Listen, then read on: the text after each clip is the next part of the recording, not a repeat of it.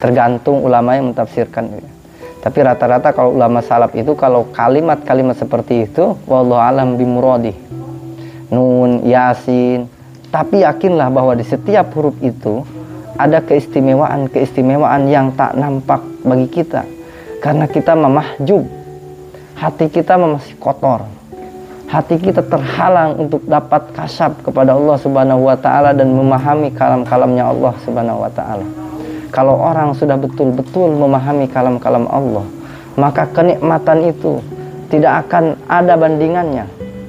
Sebagaimana Nabiullah Musa alaihissalam ketika mendengarkan kalamullah di dalam kitab Tijan Ad-Durari, syarah Tijan Durari, bahwa Nabiullah Musa ketika selesai munajat kepada Allah, mendengarkan kalam Allah Subhanahu wa taala, pulang ke Bani Israel dalam keadaan bercadar. Kenapa bercadar sampai akhir hayatnya? Setelah itu bercadar sampai akhir hayatnya. Kenapa demikian beliau? Karena mukanya bercahaya, bersinar. Sehingga andaikan orang melihat wajahnya Nabiullah Musa ketika itu, maka dia akan buta dengan sendirinya. Buta. Dan pada saat Nabiullah Musa munajat, selesai munajat, pulang, mendengarkan kalam selain kalam Allah Subhanahu wa taala, itu bagaikan omongan suara-suara binatang yang terlaknat. Bagian suara khimar, suara anjing, suara babi, udah nggak ada enaknya dah. Itu mendengarkan kalamullah kalau sudah kasyaf. Memang pertanyaannya, kita mah mendengarkan kalamullah ya panas, kebanyakan jinnya. Jadi bukannya adem malah panas, malah teriak, malah kesurupan tuh kan. Banyak gak tuh? Banyak. Apalagi orang udah kemasukan jin, udah kebanyakan di ruqyah, ada di ruqyah.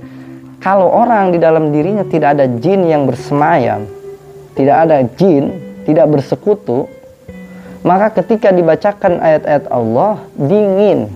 Karena di dalam tubuhnya ada jin, dibacakan ayat Al-Quran, ngamuk, panasan, kejang-kejang. Jadi kalau jin mah nggak melihat, nggak mandang jin mah, nggak mandang dia ustad, nggak mandang dia ahli hafal Al-Quran, malahan pinteran dia Al-Quran juga. Tapi apa yang dia takutin? Ketika di dalam hatinya ada nur ilahiyah, di dalam hatinya ada asma Allah, di dalam hatinya ada nama Nabi Muhammad, di dalam hatinya ada zikir-zikir kepada Allah Subhanahu wa taala. Makanya santri kan dididik untuk apa? Banyak zikir. Habis sholat subuh baca wirdul latif, baca rotibul hadad, baca rotibul atos, baca rotibul idrus, doa Syekh Abu Bakar bin Salim, baca hizbul bahar, hizbul nasor. Fungsinya itu sebetulnya agar hati kita itu dipenuhi dengan zikir kepada Allah. Baik itu zikir jahar, syukur-syukur bisa masuk ke dalam hati zikirnya.